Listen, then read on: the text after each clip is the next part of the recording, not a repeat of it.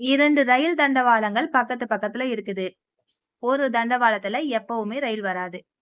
ஆனா மற்றொரு தண்டவாளத்துல ரயில் அடிக்கடி வரும். ரயில் வராத தண்டவாளத்துல ஒரு குழந்தை விளையாடிட்டு இருக்கு.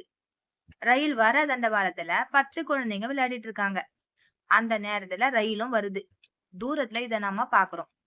நம்ம பக்கத்துல ட்ராக் மாற்றும் கருவியும் இருக்கு. நம்ம யார காப்பாத்துவோம் சொல்லுங்க? உண்மையா நம்ம என்ன செய்வோம்னா, ஒரு குழந்தை விளையாடுற இடத்துக்கு தானே ட்ராக்க மாத்தி விடுவோம். ஏன்னா 10 குழந்தைங்க காப்பாத்தப்படுவாங்க அப்படின்னு நினைப்போம்.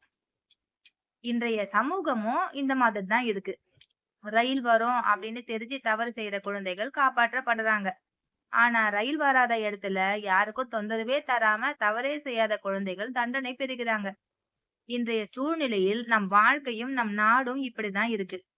இன்றைய நிலை நல்லதையே தனியாக செய்பவன் தண்டிக்கப்படுகிறான்.